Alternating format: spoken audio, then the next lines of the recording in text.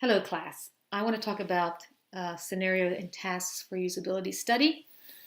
For this UX test, I want you to create a minimum of 5 tasks. I don't think I assigned how many tasks I want you to have. I don't believe so. I was looking at my notes. I didn't notice it. So I want you to do a minimum of 5.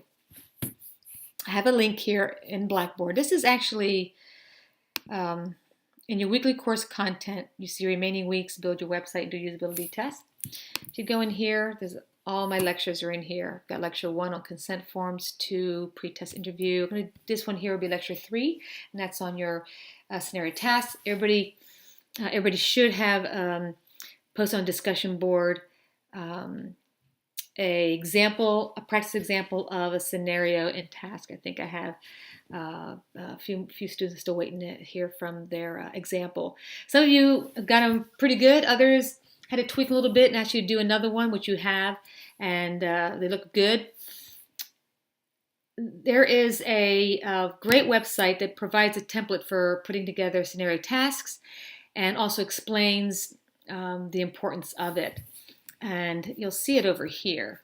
You scroll down, there's a table here and then an example of what would be in a table. And keep in mind the usability tests are not just for website. Usability tests are used for software. I think this one here is for Outlook Express. There are usability tests for how to use iPad apps, Droids, all kinds of stuff, Droid apps, Samsung phones, whatever. So what I did was I took the template and made one for you guys. It looks like this.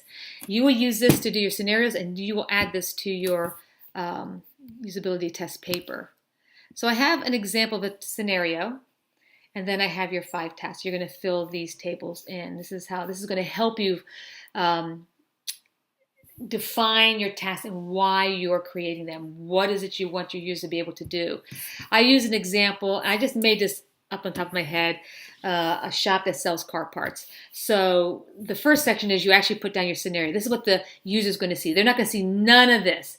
They're just going to see when we do usability tests, we can give them a list of the tasks. Some people just have sheets like little index cards and they give them one at a time. Some they give them the whole stack and they just do them. So you put your task here. Here I'm working on 1969 Dodge Charger. It needs a water pump. And I want to make an appointment using the website. So how would I do that? So you put in your goal and output. The goal is that this person will be able to make an appointment to bring their car in for repair. That's the goal. So the input, what they're going to input in, because sometimes tasks require filling in forms, typing in search queries. So the input is they're going to set up an appointment. The assumption is they're going to be successful with it. They're going to be able to find available appointment.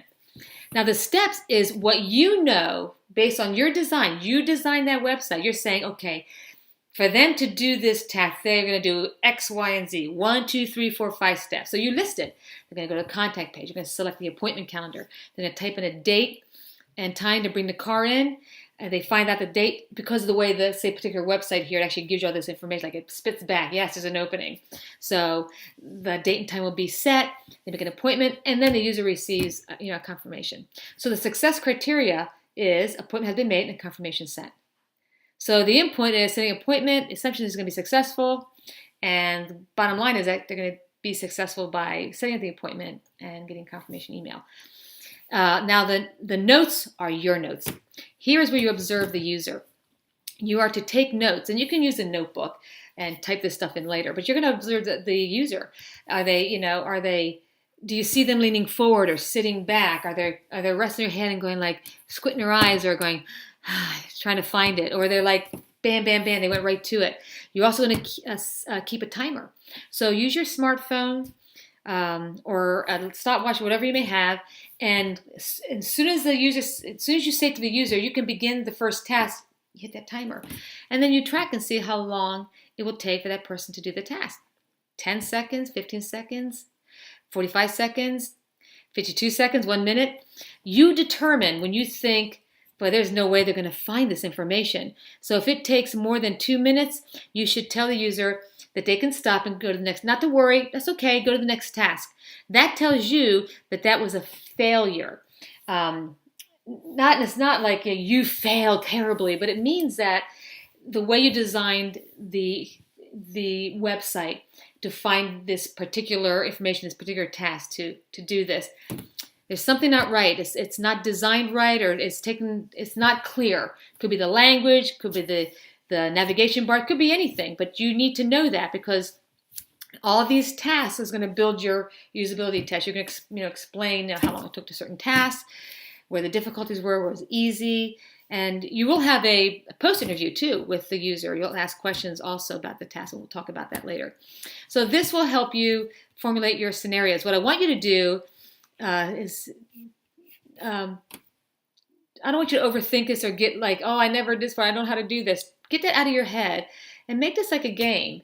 You're just creating a scenario and asking tasks based on what your website's about and what you want your users to do. Like, why did you build the website, and what are you hoping users are going to do with it? And think of that. When you fill these task scenarios out, send me a copy and I'll review it. And if I think there's a weakness in some of the scenarios, or you didn't formulate it correctly, I'll send you my feedback and you can correct it or change it or modify it before you use it for a usability test. So I'm there to help you experience how to do a usability test. It's a smaller version. Usually usability tests are pretty broad, but this is a good exercise for you, and it's important because you're gonna hear UX usability in this information science world all the time, and it's good to understand the language and what it involves. Okay, so this is your task scenario assignment that is going to be part of your usability test.